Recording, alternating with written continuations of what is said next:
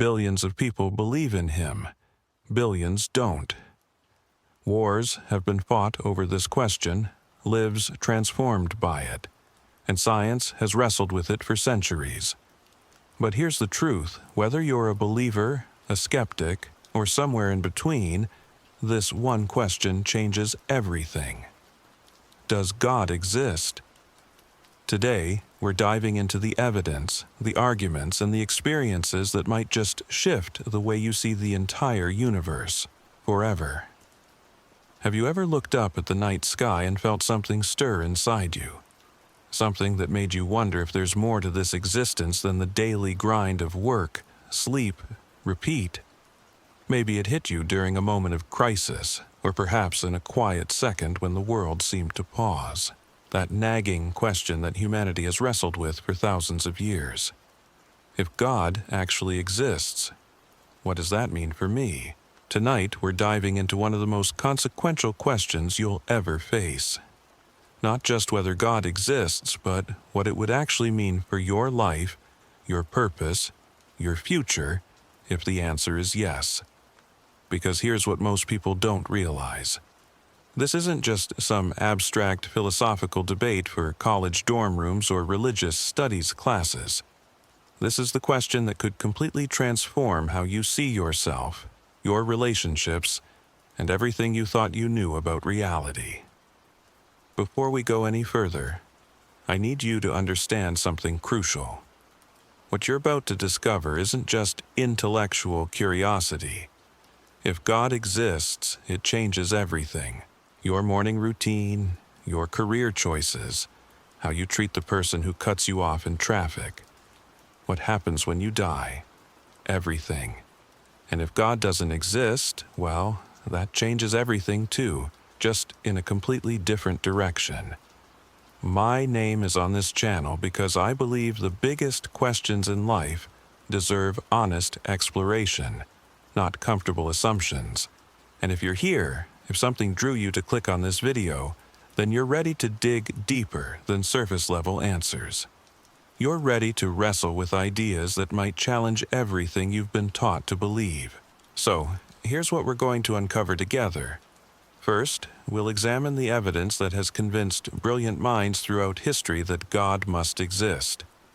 Then we'll explore what modern science is revealing about the nature of reality and consciousness that's making even skeptical researchers pause and reconsider. We'll look at the personal experiences that millions claim have brought them face to face with the divine. But we won't ignore the challenging questions either. The problem of suffering, the psychological explanations for belief, the naturalistic worldview that claims no God is needed. But here's where this investigation gets intensely personal. Because once we've examined all the evidence, all the arguments, all the experiences, we're left with a choice that no one else can make for you. A choice that will determine not just what you believe, but how you live every single day for the rest of your life. The philosophical arguments for God's existence have been debated in the halls of universities for centuries. But they're not just academic exercises. They're roadmaps pointing towards something that could redefine your entire existence. Let's start with the cosmological argument, which sounds complicated but asks a simple question that should keep you awake at night. Everything that begins to exist has a cause. Your car had a manufacturer, your house had a builder, your smartphone had designers and engineers. This isn't controversial, it's how reality works. But then we get to the biggest question of all. The universe itself began to exist. Not just the arrangement of matter, but space, time, energy, the very fabric of reality itself had a beginning. So, what caused the universe? Now, you might think, well, maybe the universe just caused itself. But that's like saying you gave birth to yourself. It's logically impossible for something to bring itself into existence because it would have to exist before it existed, which is nonsense. Or maybe you think the universe has always existed, no beginning at all. But modern science has demolished that possibility. The Big Bang Theory, backed by overwhelming evidence, tells us the universe had a definite starting point. So we're left with this unavoidable conclusion. Something outside the universe, something not bound by time and space and matter, something eternal and powerful beyond imagination, caused everything we see to exist. Many philosophers and scientists call this uncaused cause God. And if this is true, if there really is a being powerful enough to speak the entire universe into existence, what does that mean for you? It means you're not an accident. You're not just a random collection of atoms that happen to achieve consciousness through blind chance. It means there's a reason you exist, a purpose behind your life that goes far deeper than whatever job you do or goals you've set for yourself. It means the universe itself has meaning, because it was created with intention by a mind incomprehensibly vast and purposeful. But the cosmological argument is just the beginning. The teleological argument, or the argument from design, reveals something even more personal about your existence. Look around you. The device you're watching this on, the room you're sitting in, the car you drive. You recognize design when you see it.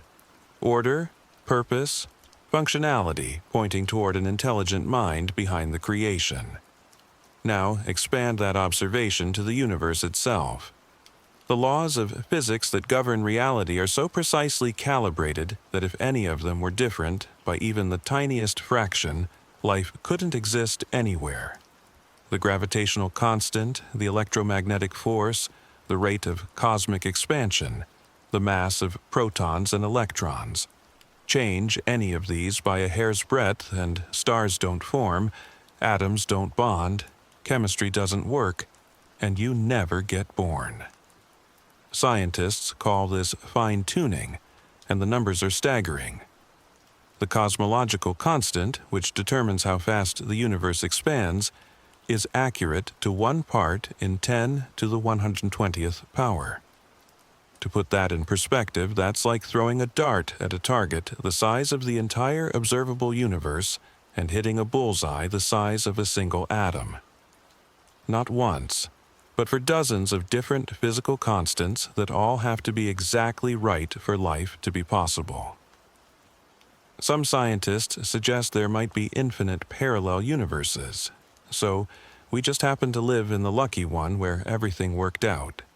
But that's like saying if you have enough lottery tickets, eventually one will win. It doesn't explain why lottery tickets exist in the first place, or why there are rules that make winning possible. The multiverse hypothesis doesn't eliminate the need for a designer. It multiplies it. If the universe really is fine-tuned for life, if the laws of physics really are carefully calibrated to make your existence possible, what does that mean for you personally? It means you're not just tolerated by reality, you're expected by it. The universe was designed with you in mind. The same intelligence that set the masses of subatomic particles and the strength of fundamental forces also knew you would be reading these words right now. But there's another argument that cuts even deeper to who you are as a person. The moral argument doesn't just suggest God exists.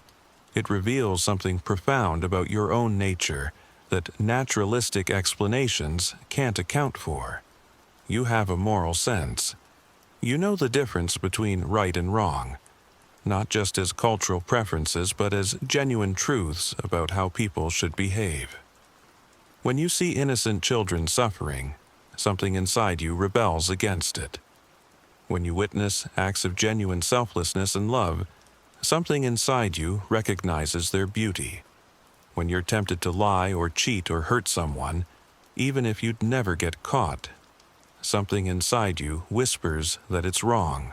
Where does this moral knowledge come from? If humans are just evolved animals, if our brains are just biological computers shaped by natural selection for survival, why do we care about justice and fairness and truth? Why do we feel guilty when we do wrong, even when no one is watching? Why do we admire sacrifice for others, even when it goes against our self-interest? Some argue that morality evolved because cooperation helped our ancestors survive. But that only explains why we might have preferences for certain behaviors. It doesn't explain why we think some things are actually right or wrong, regardless of what anyone believes about them. When you say slavery is wrong, you're not just expressing a personal preference like saying you don't enjoy broccoli. You're making a claim about objective moral truth. If objective moral truths exist, if there really are facts about right and wrong that don't depend on human opinion or cultural consensus, then what's the source of those truths? What makes something genuinely right or wrong rather than just personally preferred or socially useful?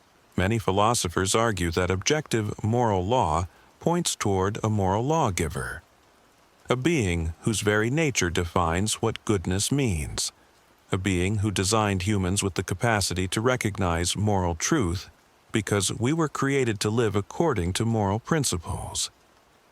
If God exists, if you were created in the image of a perfectly good being, then your moral intuitions aren't just evolutionary accidents. They're glimpses of divine truth written into your very soul. And this brings us to something that should radically alter how you see yourself.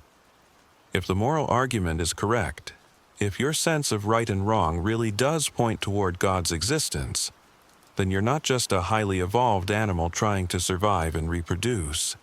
You're a moral agent created with the capacity to choose between good and evil. You're accountable for your choices not just to society or to yourself, but to the very source of moral truth. This accountability is both terrifying and liberating. Terrifying because it means your choices actually matter in the deepest possible way. Every decision you make, every word you speak, every thought you entertain, has moral weight that echoes into eternity.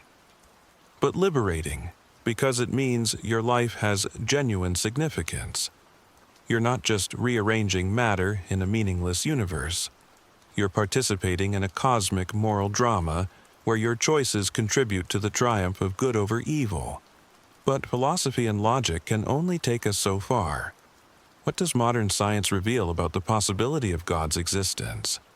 What are researchers discovering about the nature of reality that's causing even committed materialists to reconsider their assumptions about the universe? The Big Bang Theory revolutionized our understanding of cosmic origins, but it also created a puzzle that science alone can't solve. If all matter, energy, space, and time came into existence at the moment of the Big Bang, then what existed before? What caused the initial conditions that made the Big Bang possible? Science can trace the story back to the first fraction of a second, but it hits a wall when trying to explain why anything exists at all. Some scientists propose that quantum fluctuations in a pre-existing vacuum could have triggered the Big Bang. But that just pushes the question back one level. Where did the quantum field come from? Where did the laws of physics that govern quantum mechanics come from? Why is there something rather than nothing? The more we learn about the fundamental nature of reality, the more mysterious it becomes. Quantum mechanics reveals that the basic building blocks of matter behave in ways that defy common sense. Particles exist in multiple states simultaneously until observed. Information seems to travel faster than light through quantum entanglement. The act of measurement affects the reality being measured.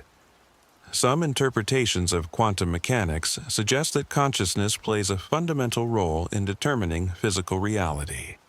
The observer effect implies that the universe might require conscious observers to fully actualize its potential. If consciousness really is fundamental to the structure of reality, rather than just an emergent property of complex brains, that points towards something far more profound than materialism can explain. This brings us to one of the deepest mysteries in all of science: the hard problem of consciousness. Science can map brain activity, identify neural correlates of different mental states, even predict some thoughts and behaviors based on brain scans. but it can't explain why you have subjective experiences at all. Why is there something it's like to be you? Why do you experience colors and sounds and emotions rather than just processing information like a sophisticated computer? Why do you have a first-person perspective, an inner life, a sense of being a unified self experiencing the world from the inside? Materialists assume consciousness must somehow emerge from brain activity, but no one has the slightest idea how dead matter could give rise to subjective experience. It's like expecting a sufficiently complex calculator to suddenly start having feelings about the numbers it's processing. The mathematical equations that describe brain function contain no terms for what experiences feel like from the inside. If consciousness really is irreducible to brain activity, if your inner life can't be fully explained by neural networks, then you possess something that transcends the physical world. You have a soul, a spiritual dimension that connects you to realities beyond space and time and matter. And this possibility should fundamentally change how you understand your own existence. You're not just a biological machine executing genetic programs. You're a conscious being capable of free will, creative thought, moral choice, and spiritual experience. You're the kind of being who could potentially have a relationship with the creator of the universe. But all of this evidence and philosophy still leaves us with a question that cuts to the very core of your existence. What if you're wrong? What if the naturalistic worldview is correct, and there is no God, no ultimate meaning, no cosmic purpose behind your life? What would that mean for how you live today?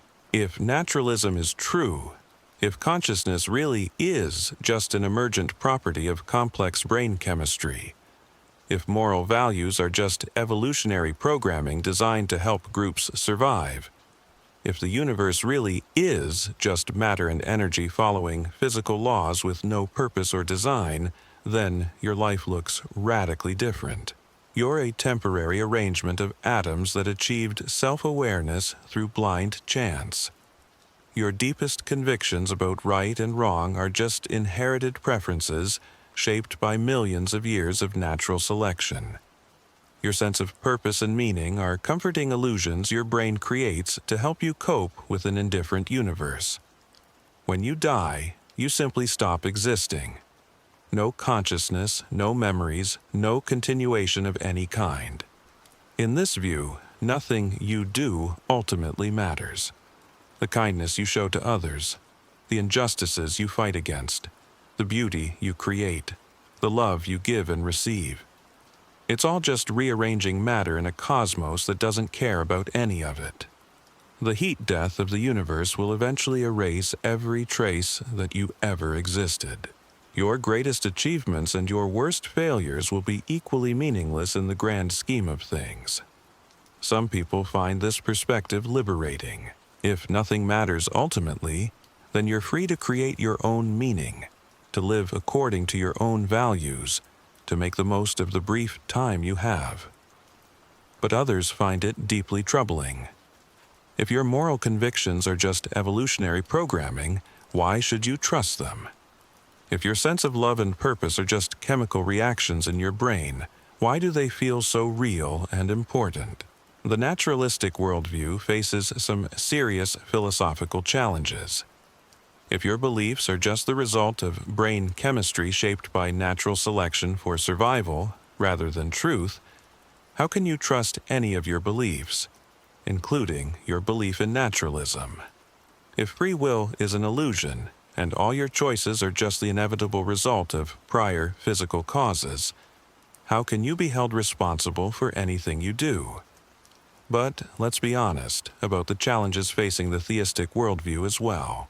If God really exists, if there's a perfectly good and all-powerful being who created and governs the universe, then why is there so much suffering in the world? Why do innocent children die from cancer? Why do natural disasters kill thousands of people? Why doesn't God intervene to prevent genocide and war and cruelty?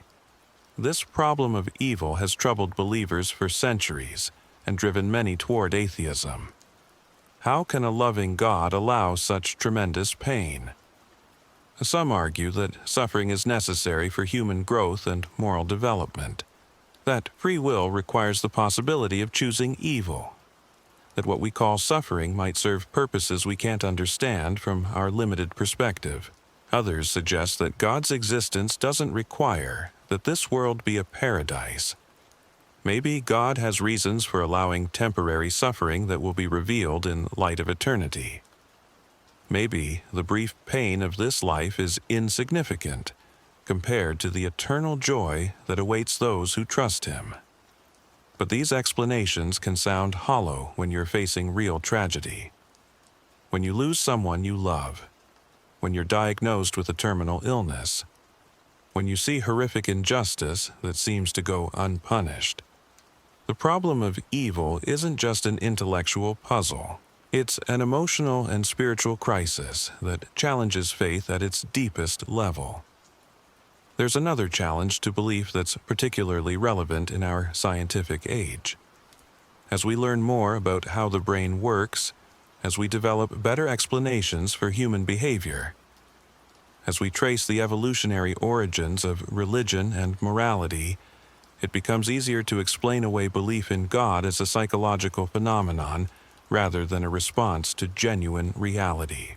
Maybe humans evolved to believe in God because religious communities were more cohesive and successful. Maybe our brains are wired to see patterns and agency even where none exist, leading us to imagine divine beings behind natural events. Maybe belief in God serves psychological needs for comfort, purpose, and meaning that have nothing to do with whether God actually exists. These psychological explanations for religious belief don't necessarily disprove God's existence, but they do raise questions. If you can explain why humans would believe in God, even if God doesn't exist, does that undermine the credibility of religious experience? Can you trust your own sense of the divine if it might just be wishful thinking or evolutionary programming? The tension between these worldviews creates one of the most consequential choices you'll ever face. Not just what to believe intellectually, but how to live practically. Because your answer to the God question shapes everything else. If God exists, then your life has ultimate meaning and purpose. You're accountable to a perfect moral standard. You have hope for existence beyond death. You're called to live according to divine principles rather than just personal preferences. Your suffering has meaning within a larger plan.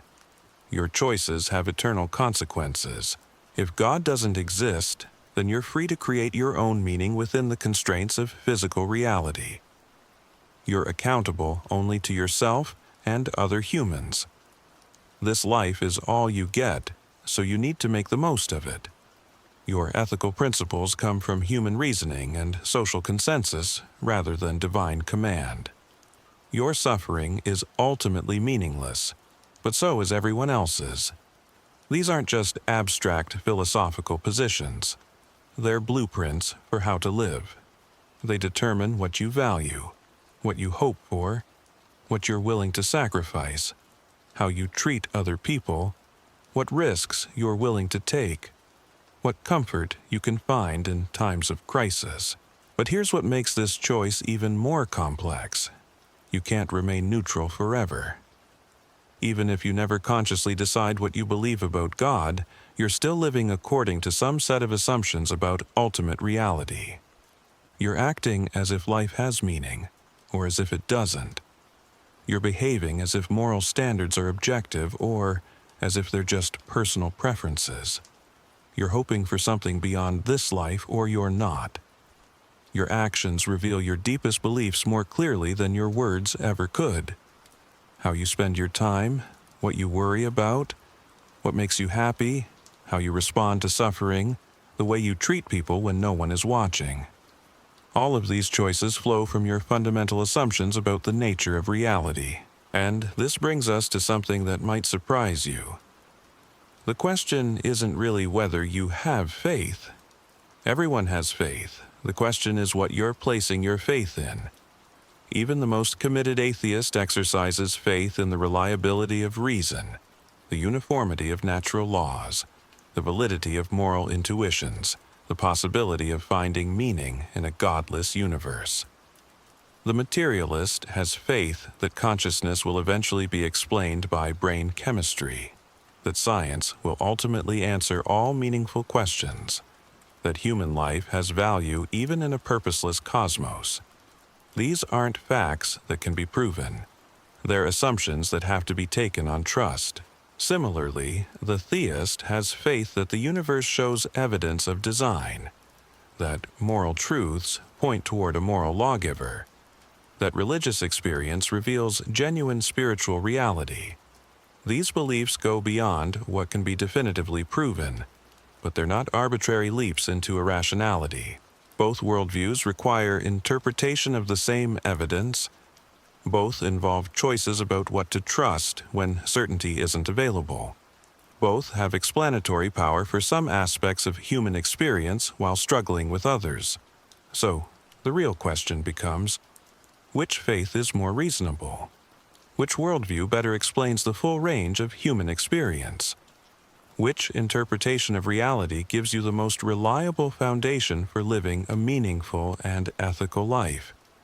This isn't a decision you can make purely through logical analysis. The evidence points in different directions depending on how you interpret it. Personal experience varies dramatically from person to person. Cultural and psychological factors influence how we evaluate arguments and evidence. But it's also not a purely subjective choice, where any answer is equally valid. Some worldviews are more consistent with the evidence than others. Some life philosophies lead to better outcomes for individuals and societies. Some beliefs about ultimate reality are more intellectually coherent and emotionally satisfying than others. The stakes couldn't be higher. If theism is true and you live as if it's false, you're missing the entire point of your existence. You're failing to live according to your true purpose and accountability. You might be forfeiting eternal significance for temporary pleasures. If atheism is true and you live as if it's false, you're organizing your life around comforting illusions. You're constraining yourself according to imaginary rules. You're hoping for a future that will never come, instead of making the most of the present reality. Either way, being wrong about the God question means being wrong about the most important aspects of your existence. Your identity, your purpose, your values, your hope, your understanding of what makes life worth living. This realization should stop you in your tracks, because once you understand the magnitude of what's at stake, casual indifference becomes impossible. You're not just choosing between competing theories about the universe. You're choosing between fundamentally different ways of being human. And here's where the conversation gets intensely practical. Because regardless of what you believe intellectually about God's existence, you still have to wake up tomorrow morning and decide how to live. You still have to make choices about your relationships, your career, your values, your response to suffering and joy, and everything in between. Let me paint you two pictures of what this looks like in real life. Picture 1. You wake up believing you're a cosmic accident in a universe that doesn't care about you. Your consciousness is just brain chemistry. Your moral convictions are just evolutionary programming. Your sense of love and purpose are just chemical reactions designed to help your genes survive. Nothing you do ultimately matters because the heat death of the universe will eventually erase every trace that you ever existed. But you still have to live, so you create your own meaning. You decide what matters to you. You build relationships, pursue goals, fight for causes you believe in.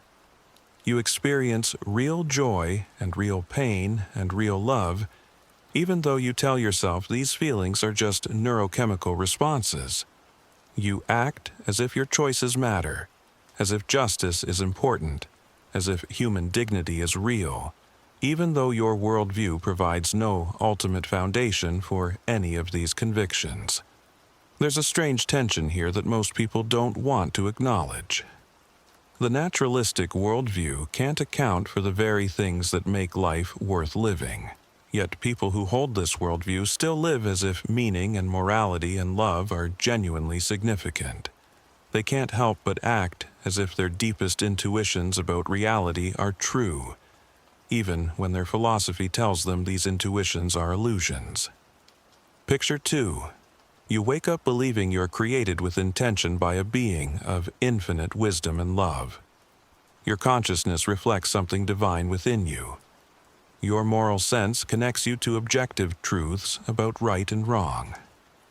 Your capacity for love and creativity and spiritual experience points toward realities that transcend the physical world.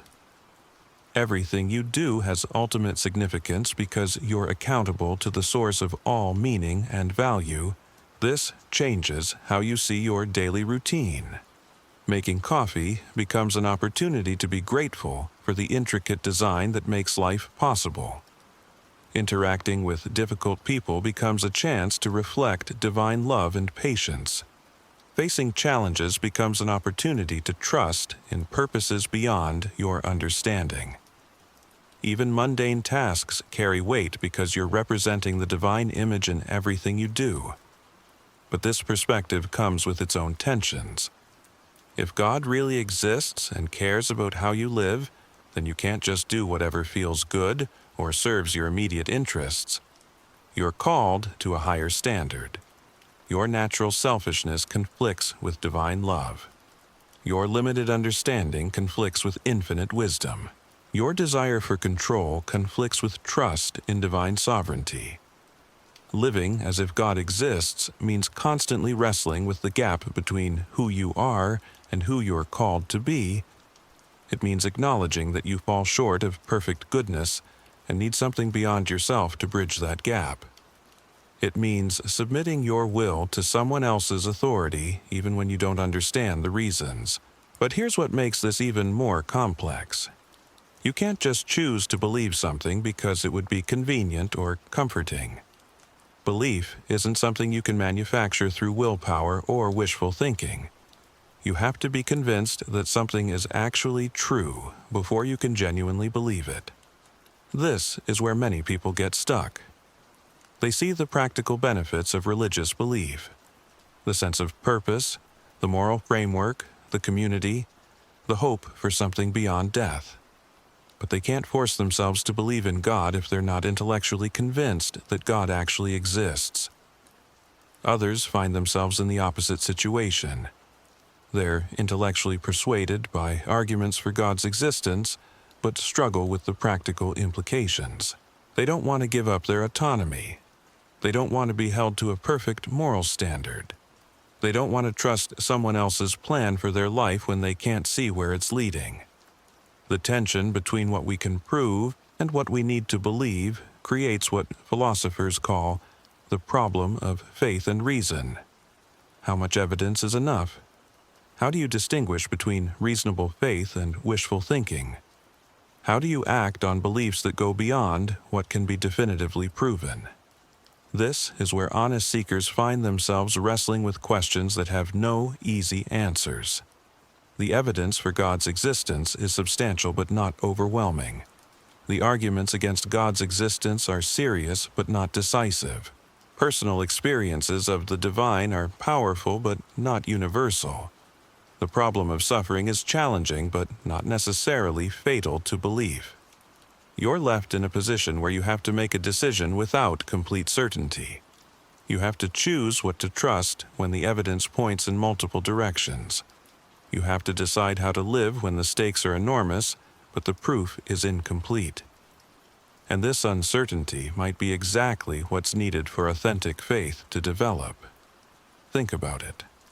If God's existence could be proven with mathematical certainty, would belief really be faith? Or would it just be acknowledging an obvious fact like accepting that gravity works? Maybe the hiddenness of God serves a purpose. Maybe divine reality is revealed in ways that require genuine seeking rather than casual observation.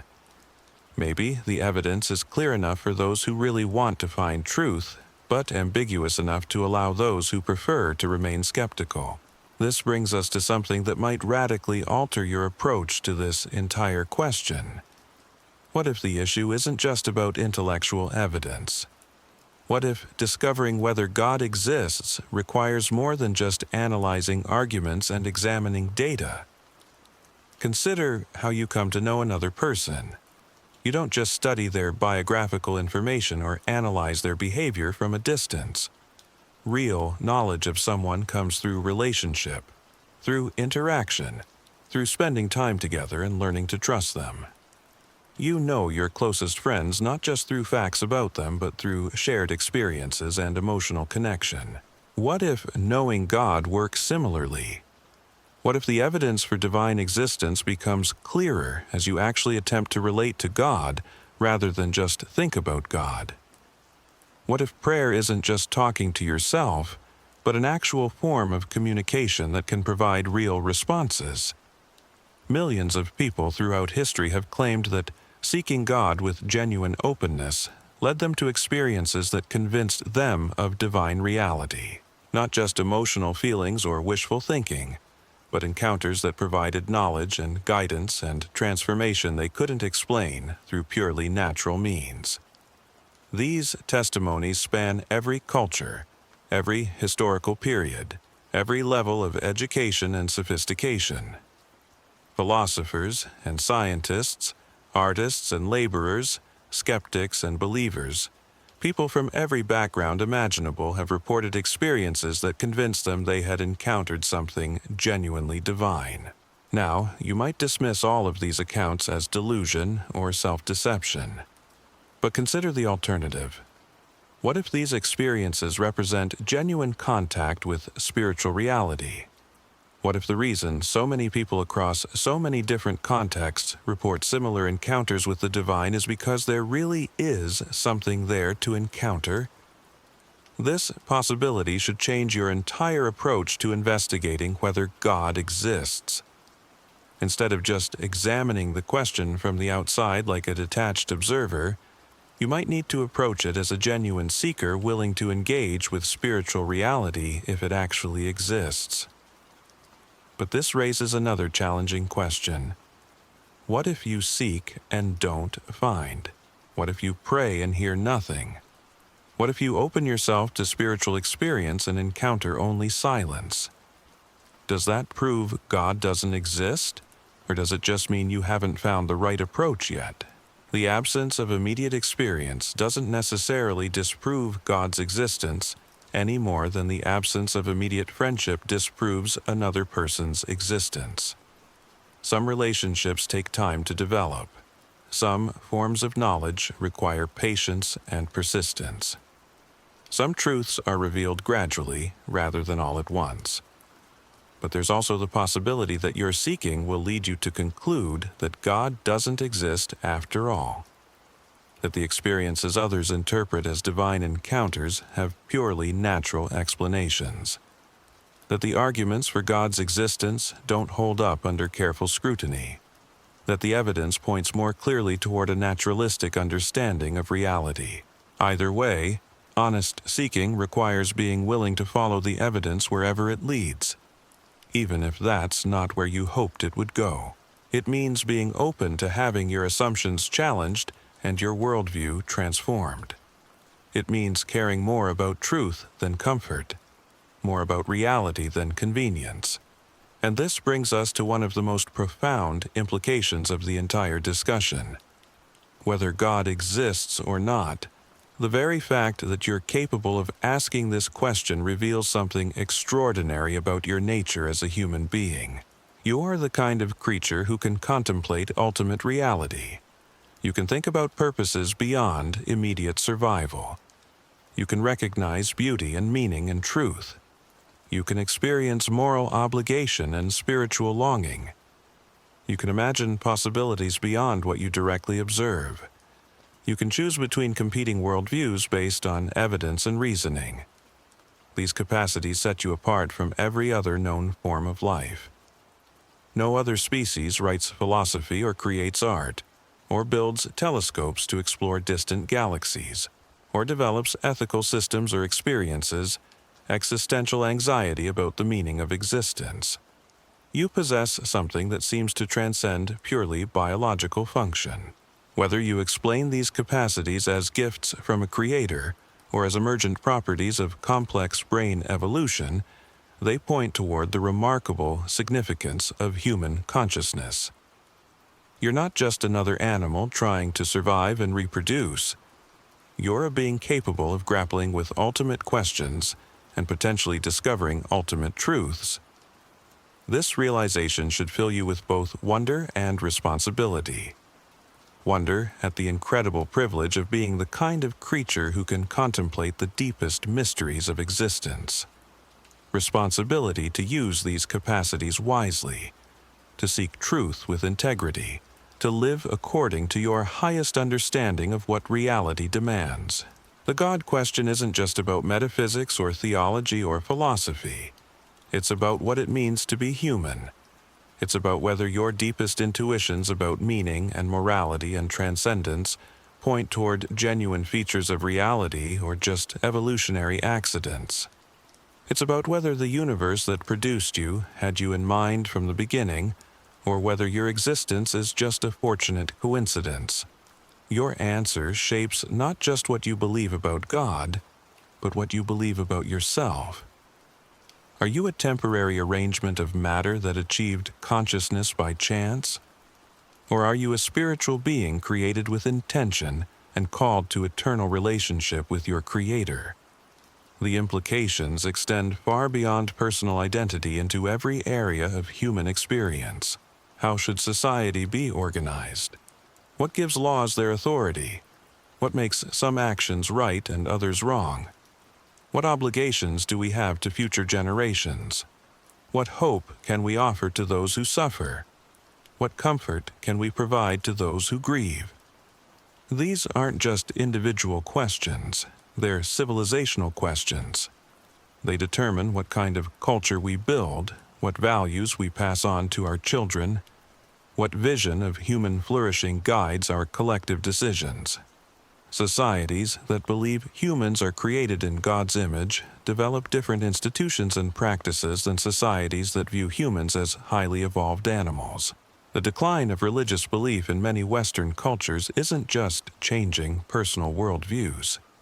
It's transforming social structures, moral frameworks, artistic expression, political systems, educational approaches, and fundamental assumptions about human nature and destiny. Whether these changes represent progress or decline depends largely on whether religious belief was based on genuine insight into reality or just useful illusion. But here's something that should give you pause regardless of your current beliefs. The human search for God appears to be universal and persistent. Every known culture has developed some form of religious or spiritual practice. Even in highly secular societies, people continue to report spiritual experiences and seek transcendent meaning.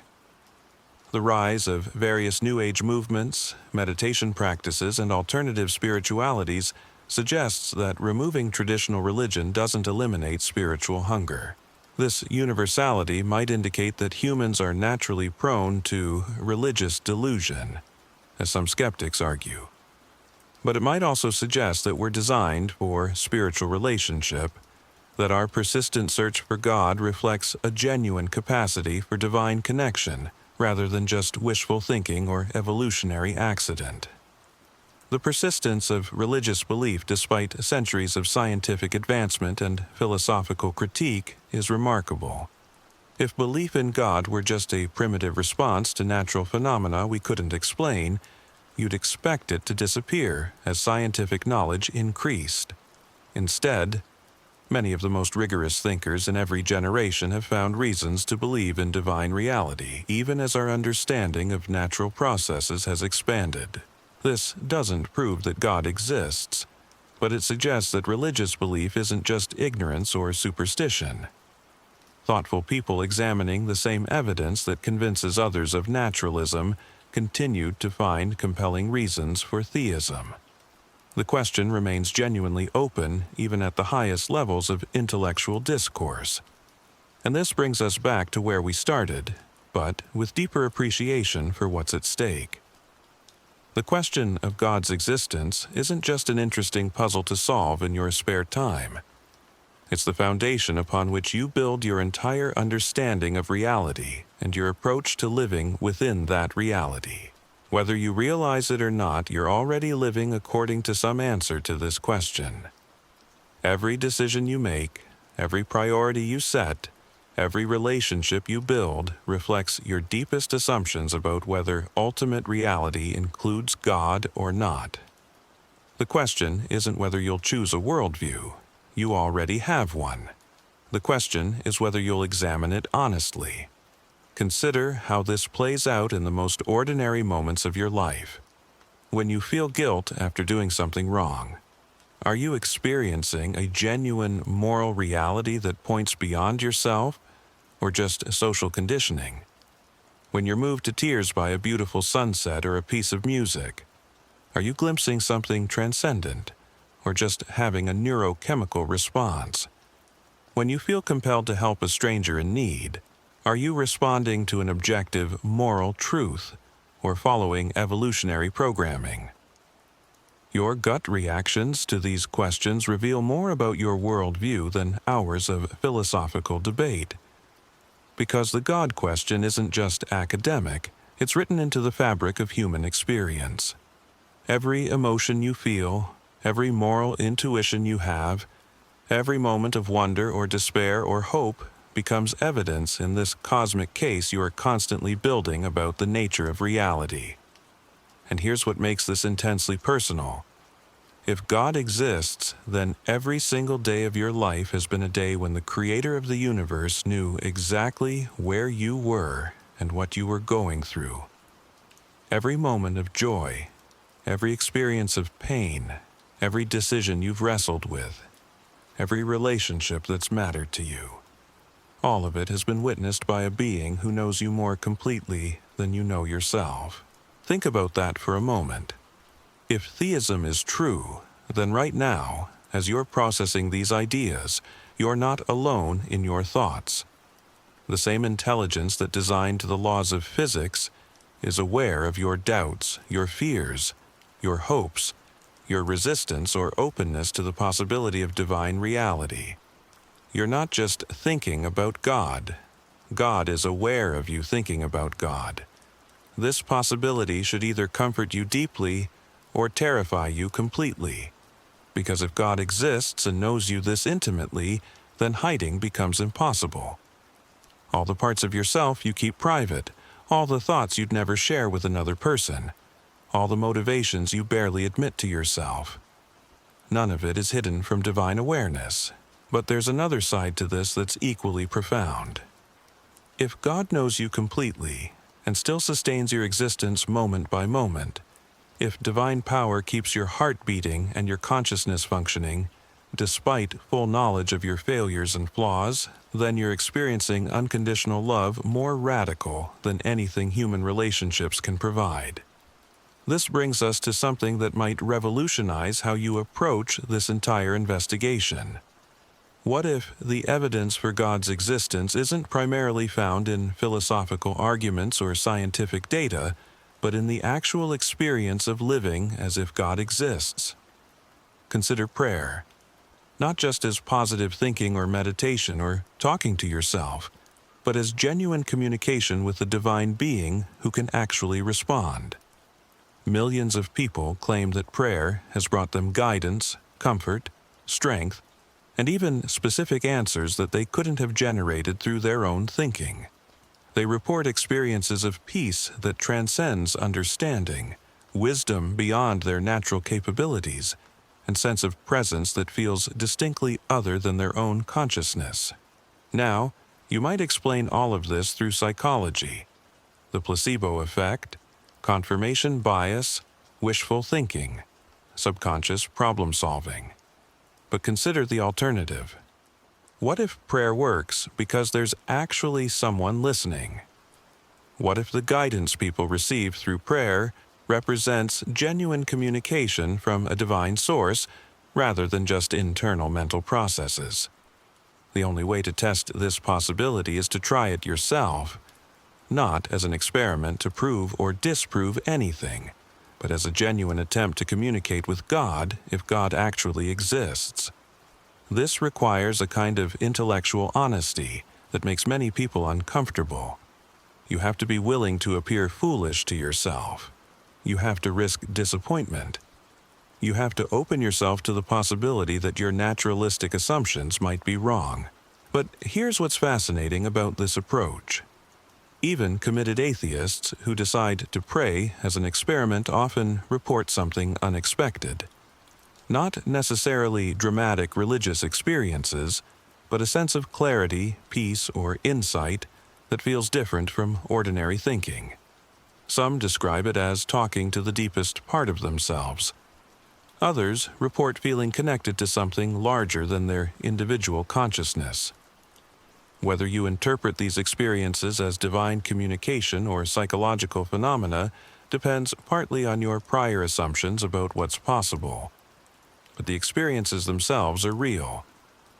Something happens when humans engage in practices that assume divine reality, even when they're not sure they believe in that reality.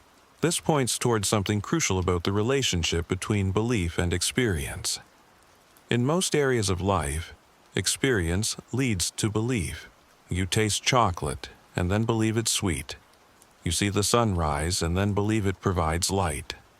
But with spiritual realities, belief might be necessary for certain kinds of experience to become possible. Think about how this works in human relationships. If you approach someone assuming they're hostile or dishonest, you'll interpret their words and actions through that lens. Your suspicion creates barriers that prevent deeper connection. But if you approach someone with openness and trust, you create space for relationship to develop. Your attitude affects what becomes possible between you. What if relating to God works similarly? What if divine reality is accessible primarily to those who approach with genuine openness rather than defensive skepticism? This doesn't mean abandoning critical thinking or accepting everything uncritically, but it might mean being willing to seek with the same earnestness you'd bring to any relationship that really mattered to you. This brings us to one of the most challenging aspects of the entire investigation. The possibility that God's existence or non-existence isn't just a fact to be discovered, but a reality that's partly determined by how you approach it. Not that God exists or doesn't exist based on what you believe, but that your ability to perceive divine reality might depend on your willingness to engage with it seriously. Consider how this plays out in other areas of human experience. Beauty isn't just objectively present in works of art. Your ability to perceive beauty depends partly on your aesthetic education, your emotional openness, your willingness to slow down and really look. The beauty is there, but experiencing it requires something from you. Love works similarly. Two people might have all the objective compatibility in the world, but if neither is willing to be vulnerable, to trust, to invest emotionally in the relationship, love won't develop. The potential is there, but actualizing it requires participation from both parties. What if knowing God requires similar participation? What if divine reality is structured in such a way that it reveals itself primarily to those who seek it with genuine desire, rather than casual curiosity? This would explain why evidence for God's existence seems clear to some people while remaining unconvincing to others looking at the same data. It would also explain why religious conversion often involves more than just intellectual persuasion. People don't just think their way into belief in God. They're usually responding to experiences that feel like encounters with divine reality. And these encounters typically happen to people who've reached a point of genuine openness, often through crisis, loss, or deep dissatisfaction with purely secular approaches to life. But this raises an uncomfortable question. If openness to God affects your ability to perceive divine reality, how can you trust your own conclusions?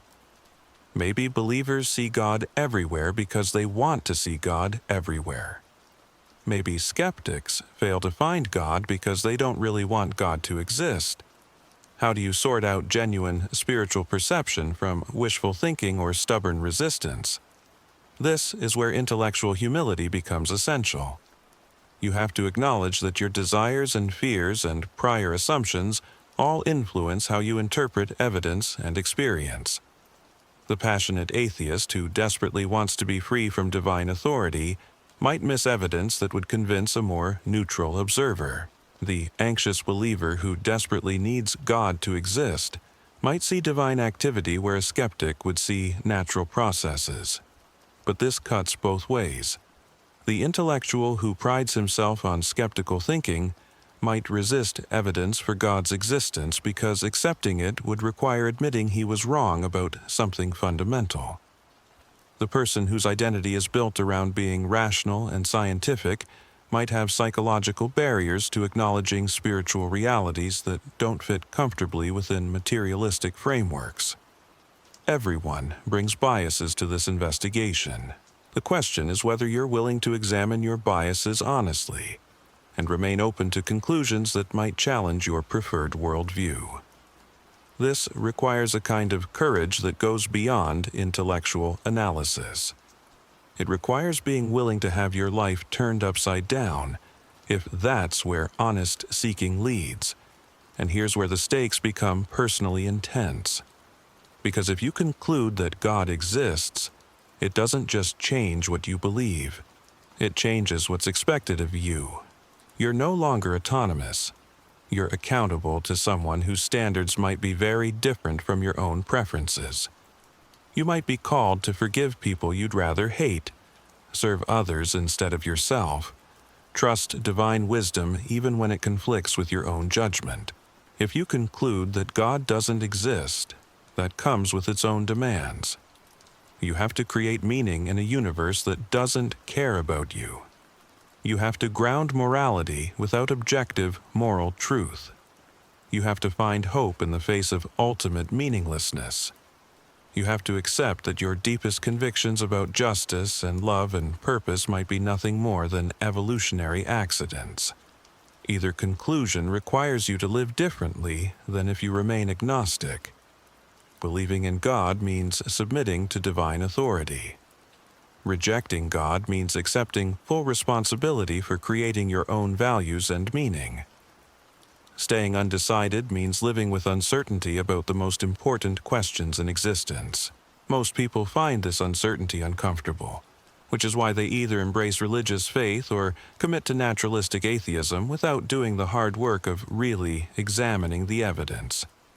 They choose the worldview that feels most psychologically comfortable rather than the one that seems most true based on careful investigation. But comfort isn't a reliable guide to truth. Reality is what it is, regardless of whether it makes you feel better or worse. If God exists, that's true whether you find it comforting or threatening. If God doesn't exist, that's true whether you find it liberating or devastating. This is why the investigation has to be driven by love of truth rather than desire for particular outcomes. You have to care more about discovering what's actually real than about confirming what you already want to believe. This kind of intellectual integrity is rare because it's costly. It might require changing your entire approach to life. But it's also liberating because it frees you from the exhausting work of defending positions you're not really sure about. When you're committed to following truth wherever it leads, you don't have to protect cherished assumptions or rationalize uncomfortable evidence. You can simply follow the investigation honestly and accept whatever conclusions emerge. And this brings us to something that might surprise you. The process of honestly seeking truth about God's existence is valuable, regardless of what conclusions you reach. The very act of wrestling with ultimate questions develops intellectual virtues that improve every other area of your thinking. Humility, persistence, openness to being wrong, willingness to change your mind based on evidence, comfort with uncertainty when certainty isn't available. These qualities serve you well, whether you're making career decisions, building relationships, evaluating political claims, or trying to understand scientific discoveries. The habits of mind that honest spiritual seeking develops make you a better thinker across the board.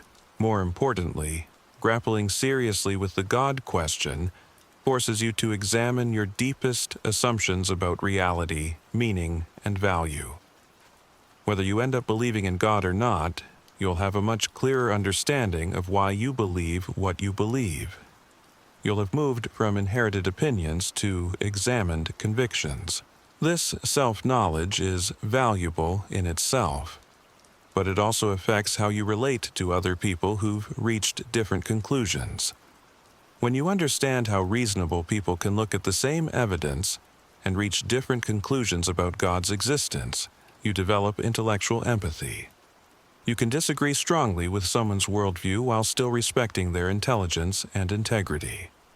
This kind of respectful disagreement is desperately needed in our polarized culture. Too often, debates about religion devolve into caricature and hostility.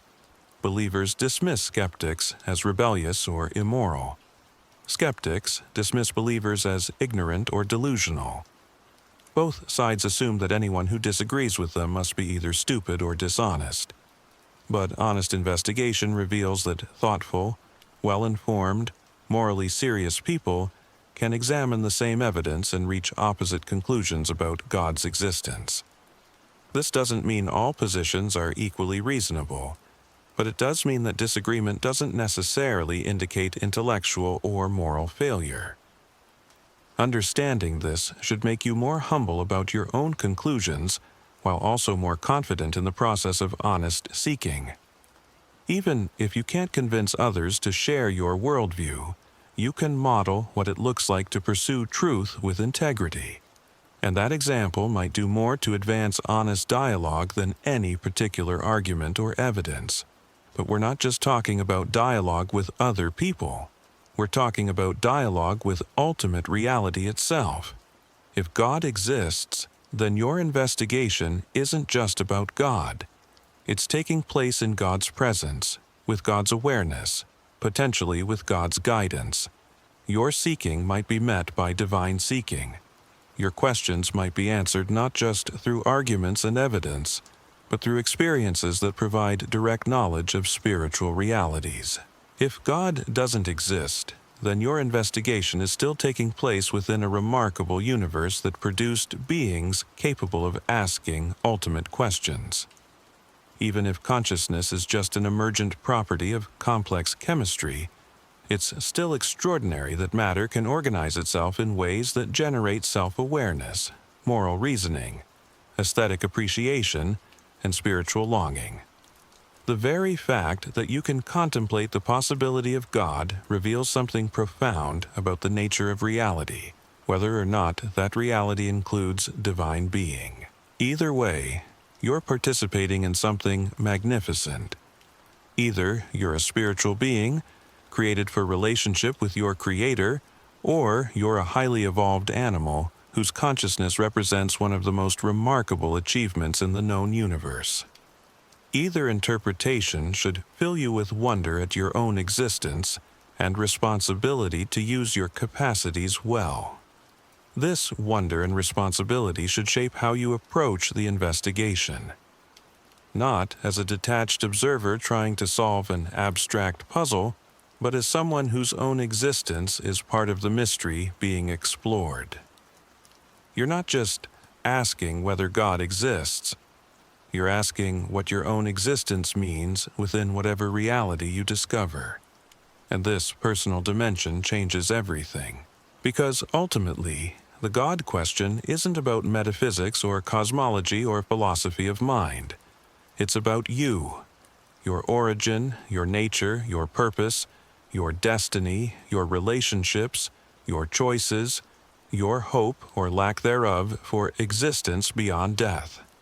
The evidence you examine, the experiences you have, the conclusions you reach, They all matter because they determine how you understand yourself and how you choose to live, and those choices shape not just your own existence, but your impact on everyone whose life intersects with yours.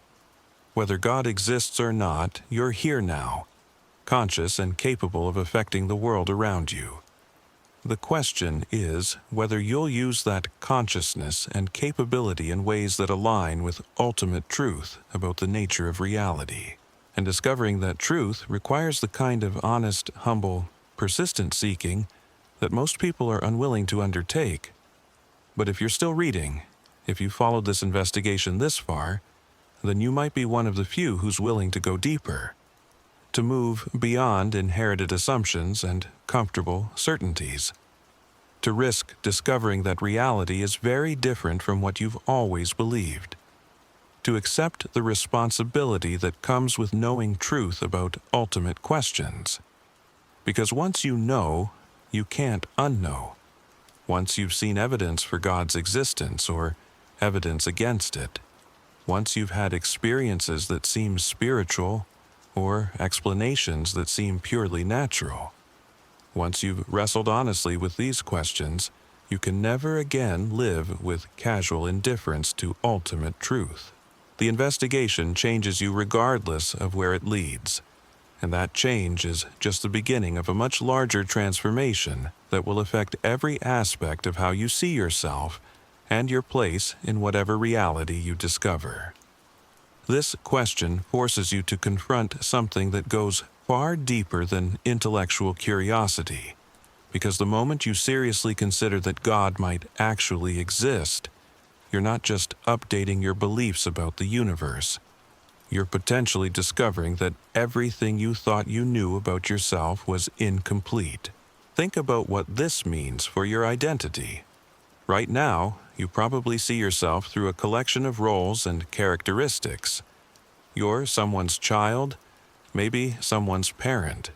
You have a job, hobbies, political views, personal struggles. You carry memories that shape you, dreams that motivate you, fears that hold you back. But if God exists, all of these things that feel so central to who you are might actually be secondary to your most fundamental identity. You would be, first and foremost, a created being. Someone who exists because a divine mind conceived of you specifically and brought you into existence with intention. Your personality, your talents, your circumstances, even your struggles would all be part of a larger design that goes far beyond what you can see from your limited perspective. This isn't just a philosophical adjustment. This is a complete reframing of your significance in the cosmic order. You're not just a random collection of atoms that happen to achieve consciousness in a universe that will eventually forget you ever existed. You're a deliberate creation of the most powerful being in existence, designed for purposes that extend beyond anything you could accomplish through purely human effort. But here's where it gets personally challenging. If you're created by God, then your life isn't ultimately your own. The autonomy you've always assumed, the right to make decisions based purely on your own preferences and desires, would actually be an illusion. You'd be accountable to someone whose authority transcends any human institution or personal conviction. Consider how this changes your relationship to moral decision-making. Right now, when you're tempted to lie, cheat, or hurt someone, you might restrain yourself because of social consequences or personal principles. But if God exists, these choices carry weight that extends far beyond immediate practical concerns. They become acts of rebellion or submission in a cosmic drama where your character is being shaped for eternity. Every small choice suddenly matters in ways that should terrify and inspire you simultaneously. The way you treat the person who serves your coffee becomes an opportunity to reflect divine love or to demonstrate your indifference to it. How you respond when someone cuts you off in traffic becomes a test of whether you're growing in patience or remaining trapped in selfish anger. Whether you tell the truth when lying would be easier becomes a declaration of what you value more. temporary convenience, or eternal integrity. This accountability extends beyond your actions into your thoughts and motivations. If God exists and knows you completely, then the internal conversations you have with yourself, the judgments you make about other people, the pride you feel about your accomplishments, the resentment you harbor against those who've hurt you, all of it is visible to divine awareness.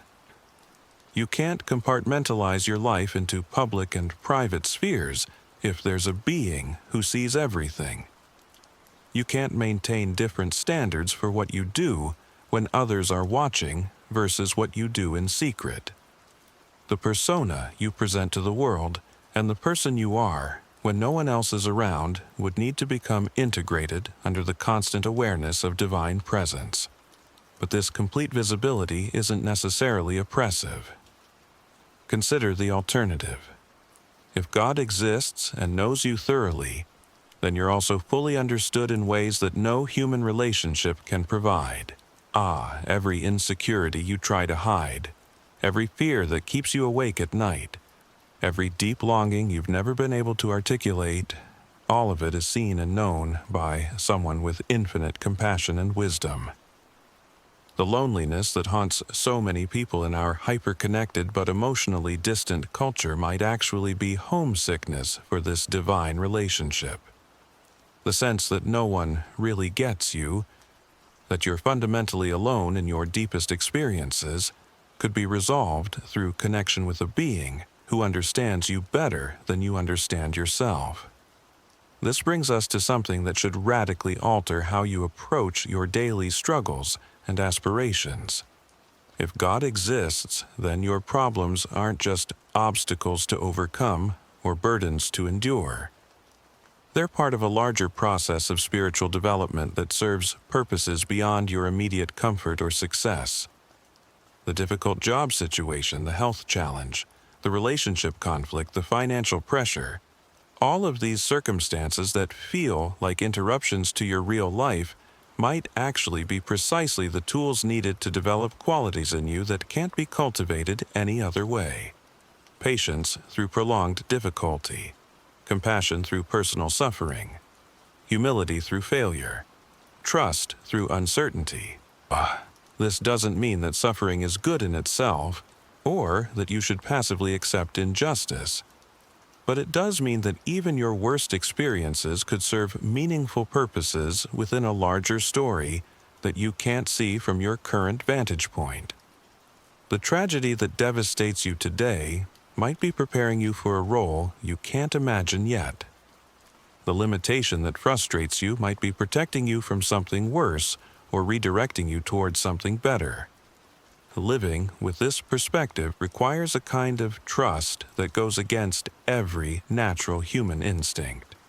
You have to be willing to accept that someone else's judgment about what's best for you might be more reliable than your own assessment of what you need.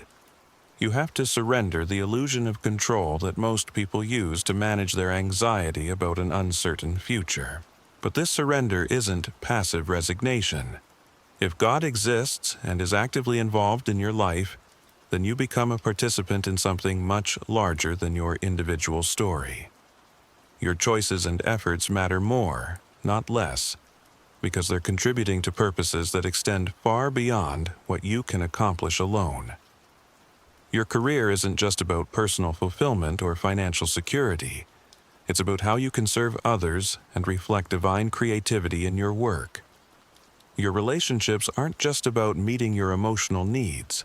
They're about learning to love the way God loves and helping others discover their own divine calling. Your challenges aren't just problems to solve. They're opportunities to demonstrate that faith in God provides resources that purely human effort can't access. This transforms how you think about success and failure. The promotion you don't get, the relationship that doesn't work out, the dream that doesn't materialize, these disappointments might actually be redirections towards something more aligned with divine purposes for your life. Conversely, the achievements you're most proud of might matter less than you think if they're built on purely selfish ambitions. If God exists, then the question isn't whether you're successful by human standards, but whether you're becoming the person you were created to be. And that person might be very different from who you think you want to become. You might discover talents you never knew you had. You might find yourself caring about issues that never interested you before. You might be called to make sacrifices that don't make sense from a purely pragmatic perspective. This calling extends beyond personal development into your impact on the world around you. If you're created by God, then you're also commissioned by God to participate in the ongoing work of creation and redemption. You're not just trying to build a comfortable life for yourself. You're supposed to be part of healing what's broken in the world. This might mean fighting injustice even when it's costly, caring for people who can't repay you, creating beauty that serves no practical purpose except to reflect divine creativity, standing up for truth when lies would be more profitable. Forgive those who've hurt you even when they don't deserve it, loving your enemies instead of just tolerating them. These aren't just nice ideals for people who are naturally altruistic. If God exists, they're your actual job description as a human being. The reason you exist isn't primarily to pursue happiness or success or even personal fulfillment. It's to represent divine character in a world that desperately needs to see what God is like through the lives of people who take their divine calling seriously. But here's what makes this both beautiful and terrifying. If God exists, then failure to live up to this calling isn't just disappointing. It's a form of cosmic treason. Every time you choose selfishness over love, lies over truth, revenge over forgiveness, you're not just making poor choices. You're rebelling against the being who created you and sustaining your existence moment by moment. This rebellion isn't just about breaking rules, it's about rejecting your own nature. If you're created in God's image, then acting contrary to divine character is acting contrary to who you really are. It's self-destructive in the deepest possible sense. You're working against your own spiritual DNA, fighting the purposes for which you were designed. The guilt you feel after doing something you know is wrong isn't just social conditioning or evolutionary programming. It's your soul recognizing that you've acted inconsistently with your true identity. The emptiness you experience after pursuing purely selfish goals isn't just psychological dissatisfaction. It's spiritual starvation, the natural result of trying to find fulfillment in things that were never meant to satisfy your deepest needs. This explains something that puzzles many people about human nature. Why do we feel guilty about things that don't seem to hurt anyone else? Why do we experience shame about private thoughts and actions that have no apparent social consequences? Why do we feel empty after achieving goals we thought would make us happy? If God exists, these experiences make perfect sense. You're designed for relationship with divine reality. When you act in ways that damage that relationship, you experience internal consequences, regardless of whether other people notice or approve. Your conscience isn't just culturally conditioned moral opinion. It's a spiritual warning system alerting you when you're moving away from your intended purpose. But conscience also points towards something hopeful. The very fact that you can recognize moral failure suggests that moral success is possible. The guilt you feel about falling short of perfect goodness implies that perfect goodness exists as a real standard, not just a human invention. And if that standard exists, it might be accessible through relationship with the being who established it. This brings us to one of the most profound implications of God's existence for your personal life. If you're created by a perfect being, then your longing for perfection isn't naive idealism. It's homesickness for your original design.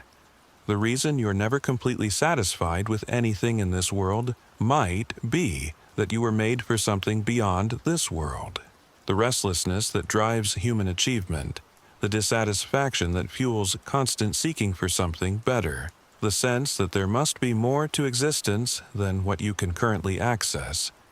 All of these experiences point toward your true destiny. You're not supposed to be completely comfortable in this world, because this world isn't your final destination. If God exists, then death isn't the end of your story. It's a transition to a form of existence that's more real than what you're currently experiencing. The relationships that matter most to you, the beauty that moves you, the truth you've discovered, the love you've given and received, none of it disappears when your physical body stops functioning. It all continues in ways that are purified and perfected and eternal. This hope of continuation beyond death isn't just comforting, it's transformative. It changes how you prioritize your time and energy. Things that seem enormously important from a purely temporal perspective, wealth, status, comfort, security, become less central when you realize they're all temporary. Meanwhile, things that seem less practical, character development, loving relationships, service to others, spiritual growth, become priorities because they have eternal significance. The person you're becoming matters more than what you're achieving, because person you're becoming is what continues beyond death. The love you're learning to give and receive is what prepares you for eternal relationship. The truth you're discovering is what aligns you with divine reality. The beauty you're creating and appreciating is what connects you to divine creativity. But this eternal perspective also makes your current choices more weighty, not less. If this life is preparation for something greater, then how you respond to present circumstances is shaping your capacity for future realities. The patience you develop through current frustrations prepares you for eternal peace. The forgiveness you extend to those who hurt you develops your capacity for perfect love. The trust you learn through uncertainty prepares you for complete knowledge. Every day becomes an opportunity to grow in ways that have lasting significance. Every relationship becomes a chance to practice eternal love. Every challenge becomes training for responsibilities you can't yet imagine. Every choice becomes a step toward or away from the person you're meant to become forever. This understanding should make you take your daily life much more seriously, while simultaneously making you less anxious about immediate outcomes. What happens to you matters less than how you respond to what happens to you. Whether you get the job, find the relationship, achieve the goal, these external circumstances are less important than whether you're growing in faith, hope, and love through whatever circumstances you encounter.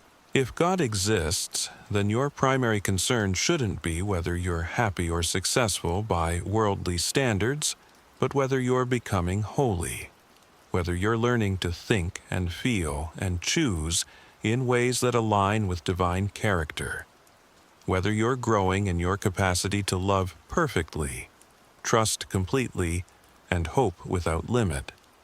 This growth doesn't happen automatically just because you believe in God. It requires conscious cooperation with divine work in your life. It means paying attention to how you're being shaped by your experiences. It means choosing to respond to difficulty with faith rather than bitterness. It means treating other people as fellow image bearers of God rather than just obstacles or opportunities. It means seeking to understand divine purposes even when they conflict with your personal preferences. Living this way requires resources that most people don't think they possess: supernatural patience, unconditional love, unwavering hope, perfect peace in the midst of chaos. These aren't just human ideals to aspire toward. If God exists, there are actual possibilities available through divine relationship. The same power that created the universe and sustains its operation is available to transform your character from the inside out. The same wisdom that designed the laws of physics can guide your daily decisions. The same love that brought you into existence can heal your broken relationships and fill your empty heart. But accessing these resources requires something that goes against every natural human tendency. You have to acknowledge that you need help. You have to admit that your own wisdom and willpower and good intentions aren't sufficient to become the person you're meant to be. You have to ask for divine assistance and then trust that assistance even when you can't see how it's working. This humility is perhaps the most difficult aspect of living as if God exists. It means giving up the illusion that you're in control of your life. It means accepting that someone else's plan for you might be better than your own plans, even when that plan includes things you wouldn't choose for yourself. It means surrendering your will to divine will, not just in theory but in the practical details of daily life. Yet this surrender isn't defeat. It's the beginning of becoming who you were always meant to be. When you stop fighting against your divine design and start cooperating with it, you discover capacities you never knew you had. You find strength you didn't know you possessed. You experience peace that doesn't depend on external circumstances. You develop love that extends even to people who hurt you. This transformation doesn't happen overnight, and it's never complete in this life, but it's real enough to be noticed by others. People who are genuinely growing in relationship with God become different in observable ways.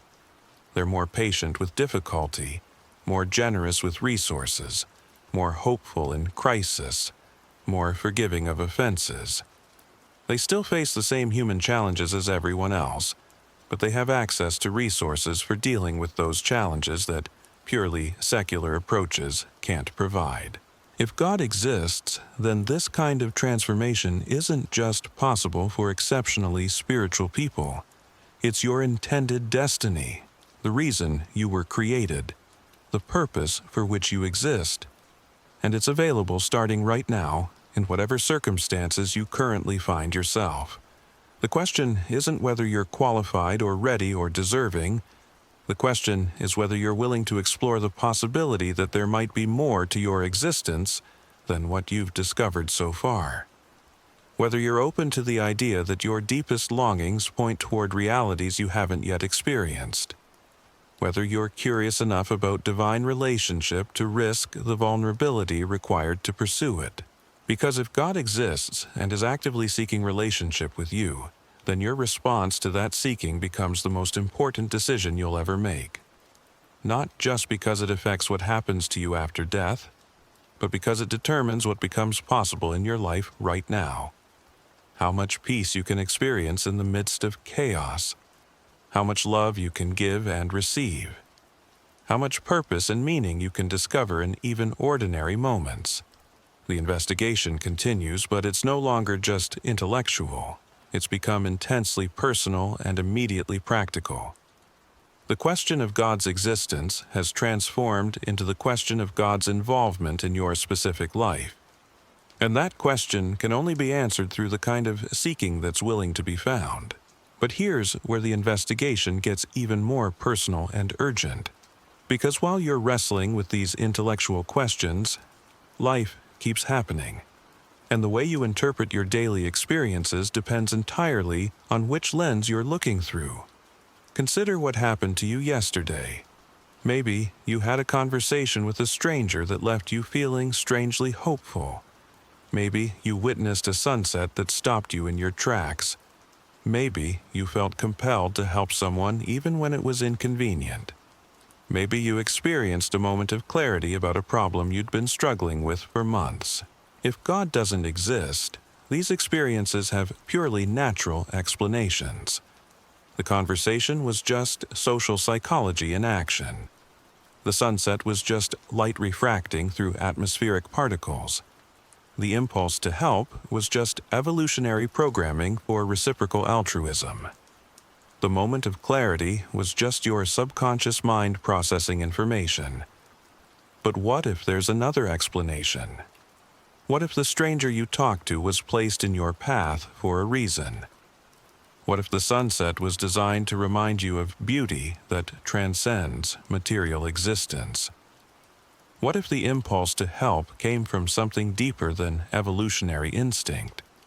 What if the clarity you experienced was guidance from a source beyond your own thinking? The same events look completely different depending on your starting assumptions about reality. And here's what should give you pause. Both interpretations require faith. The naturalist has faith that material processes can account for every aspect of human experience. The theist has faith that spiritual realities influence material events.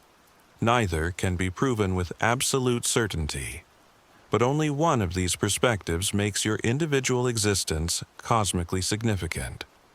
Only one suggests that your choices echo into eternity. Only one offers hope that justice will ultimately prevail and love will conquer death. Only one provides resources for transformation that go beyond what human willpower can accomplish. This doesn't prove that theism is true just because it's more comforting. Truth isn't determined by what makes us feel better, but it should make you ask seriously whether your resistance to the possibility of God comes from honest evaluation of evidence or from fear of what God's existence would demand from you.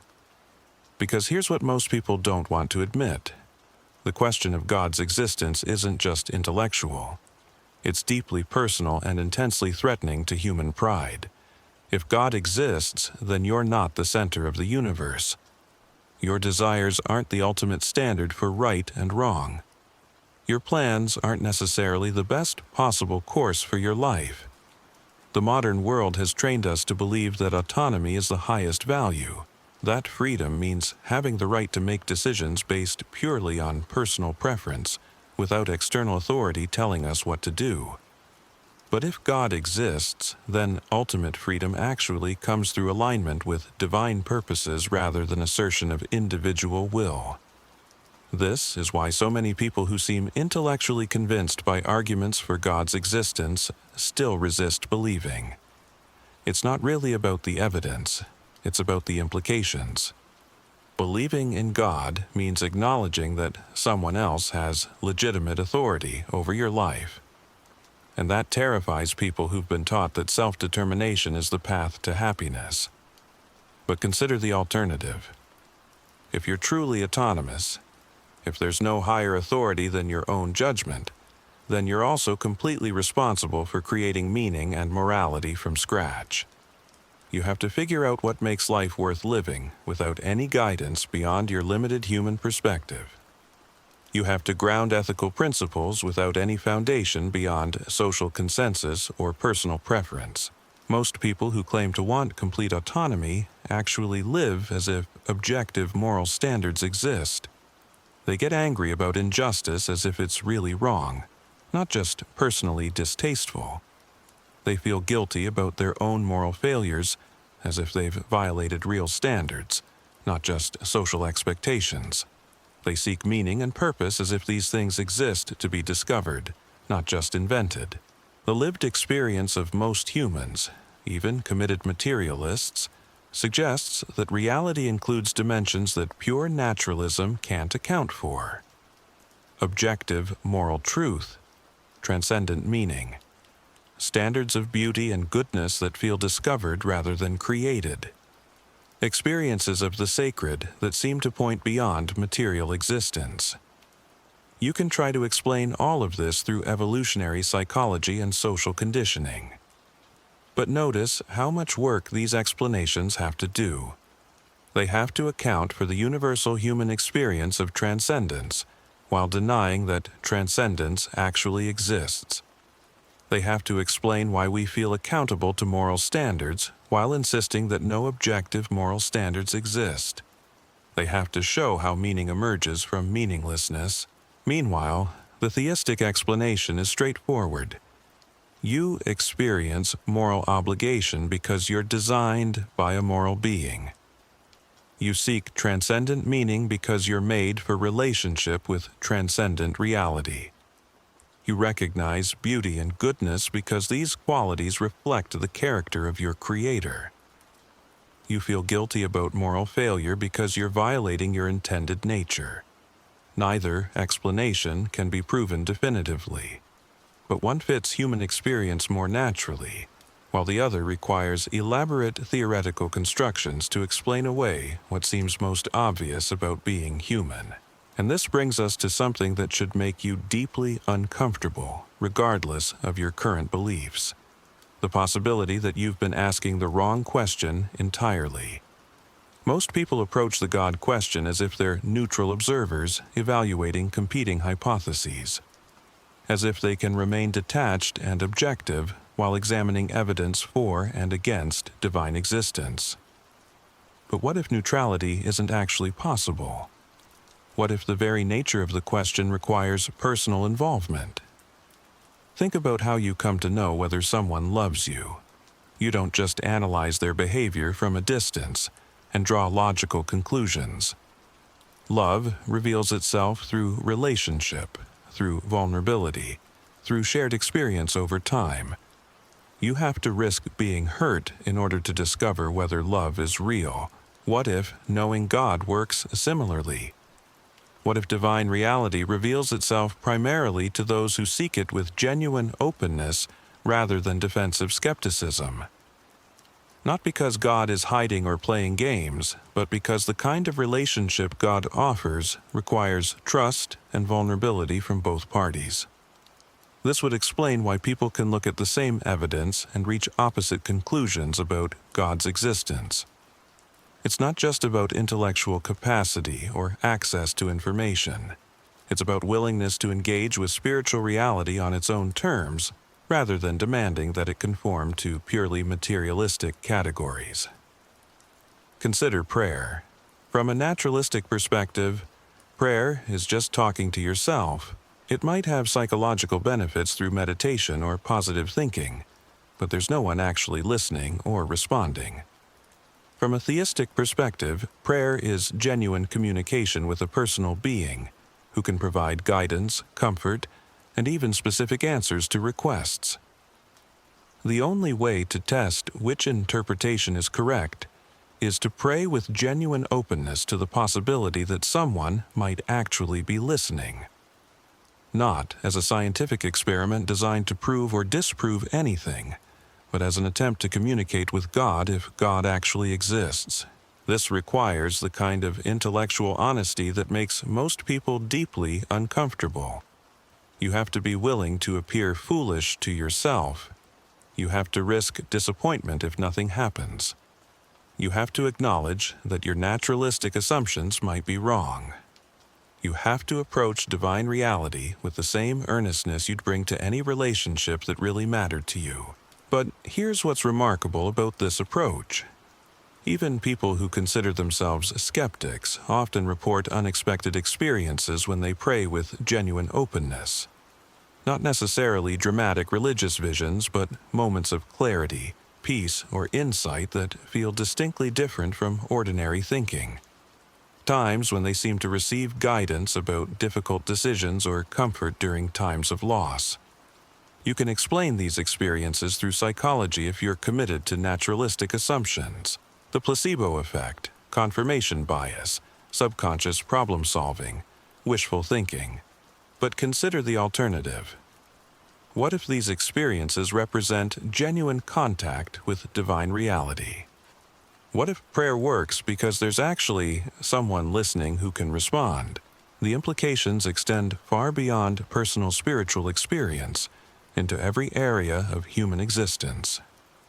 If God is real and actively involved in the world, then history isn't just the random collision of impersonal forces.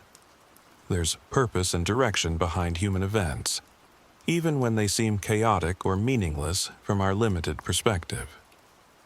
The suffering that has always challenged belief in God might serve purposes we can't understand from our temporal viewpoint. The injustices that seem to go unpunished might face ultimate accountability we can't see. The love and beauty and goodness that make life worth living might point toward realities that transcend temporary physical existence. Your individual story isn't just a brief episode in cosmic meaninglessness, but a chapter in a larger narrative that extends beyond anything you can imagine. The relationships that matter to you, the work that gives you purpose, the struggles that shape your character. All of it might have significance that continues long after your biological life ends. But this expanded perspective comes with expanded responsibility. If your choices have eternal consequences, if your character is being shaped for purposes beyond this life, if your influence on others extends into realities you can't see, then casual living becomes impossible. The person you're becoming matters more than what you're achieving because the person you're becoming is what continues. The love you're learning to give and receive is what prepares you for eternal relationship. The truth you're discovering is what aligns you with ultimate reality. The beauty you're creating and appreciating is what connects you to divine creativity. This doesn't mean becoming so heavenly minded that you're no earthly good. It means recognizing that earthly good has heavenly significance, that caring for the poor, fighting injustice, creating beauty, pursuing truth, building loving relationships, all of these activities matter eternally because they reflect divine character and serve divine purposes. The work you do, whatever it is, becomes a form of worship when you do it as service to God rather than just personal advancement. The way you treat difficult people becomes an opportunity to demonstrate divine love rather than just managing social relationships. The patience you show during frustrating circumstances becomes practice for eternal peace rather than just coping with temporary stress. Every mundane moment carries the potential for spiritual significance. Making coffee becomes an opportunity for gratitude. Commuting to work becomes time for reflection and prayer. Dealing with challenging people becomes practice in extending grace. Facing setbacks becomes training in faith and resilience. This transformation of ordinary life into spiritual practice doesn't happen automatically just because you believe in God. It requires conscious attention to divine presence in daily circumstances. It means looking for ways that God might be speaking through your experiences, even the difficult ones. It means choosing to respond to challenges with faith rather than just human wisdom. But here's what makes this both encouraging and demanding. If God exists and is actively working in your life, then you're never facing any situation alone. The same power that created galaxies is available to help you navigate relationship conflicts. The same wisdom that designed DNA can guide your career decisions. The same love that sustains the universe is personally invested in your well-being and growth. Yet accessing this divine assistance requires something that goes against every natural human tendency. You have to ask for help. You have to admit that your own understanding and abilities aren't sufficient for the challenges you're facing. You have to trust someone else's judgment about what's best for you, even when that judgment conflicts with your personal preferences. This humility is perhaps the most difficult aspect of living as if God exists. It means surrendering the illusion of control that most people use to manage anxiety about an uncertain future. It means accepting that someone else's plan for your life might be better than your own plans, even when that plan includes experiences you wouldn't choose for yourself. The resistance you feel to this surrender reveals how deeply you've been conditioned to believe that autonomy equals freedom. But consider the possibility that true freedom comes through alignment with your intended design, rather than assertion of independent will. That peace comes through trust in divine wisdom rather than confidence in your own judgment. That fulfillment comes through serving purposes larger than yourself rather than pursuing personal happiness. If God exists, then the restlessness you feel when chasing purely selfish goals isn't just psychological dissatisfaction. It's spiritual starvation, the natural result of trying to find fulfillment in things that were never meant to satisfy your deepest needs. You were designed for relationship with infinite reality. Nothing finite can fill that infinite space in your heart. This explains why even people who achieve everything they thought they wanted often feel empty afterward. Why success by worldly standards doesn't guarantee satisfaction. Why pleasure and comfort and security, however pleasant, never fully satisfy the human heart. You're homesick for a reality you've never experienced, but were always meant to inhabit. The question of God's existence isn't just about updating your beliefs about the universe. It's about discovering your true home, about finding the relationship your soul has always been seeking, about aligning with purposes that give genuine meaning to your temporary existence in this physical world. But finding that home requires more than intellectual acknowledgement that God probably exists. It requires personal engagement with divine reality. It means moving from thinking about God to actually relating to God, from analyzing spiritual concepts to experiencing spiritual transformation. And that transformation, if it's real, should be observable in how you live. People who are genuinely growing in relationship with God become different in measurable ways. They're more patient with frustration, more generous with resources, more hopeful during difficulties, more forgiving of offenses. They still face the same human challenges as everyone else, but they have access to resources for dealing with those challenges that purely secular approaches can't provide. The question isn't whether you're naturally good enough to deserve divine relationship. The question is whether you're humble enough to acknowledge your need for it, whether you're curious enough about spiritual reality to risk the vulnerability required to explore it, whether you're willing to consider that your deepest longings might point toward truths you haven't yet discovered. Because if God exists and is seeking relationship with you, then your response becomes the most important decision you'll ever make. Not just because it affects what happens after you die, but because it determines what becomes possible in your life right now. How much peace you can experience, how much love you can give and receive, how much purpose you can discover in even ordinary moments. The investigation has moved beyond philosophy into the realm of personal encounter. The question is no longer just whether God exists, but whether you're willing to find out through the kind of seeking that's prepared to be found. Whether you're ready to move from the safety of intellectual speculation into the risky territory of spiritual relationship. And that movement, if you choose to make it, will change everything about how you understand yourself and your place in whatever reality you discover. The stakes couldn't be higher. The invitation couldn't be clearer. The choice couldn't be more personal. What happens next depends entirely on what you decide to do with everything you've discovered so far.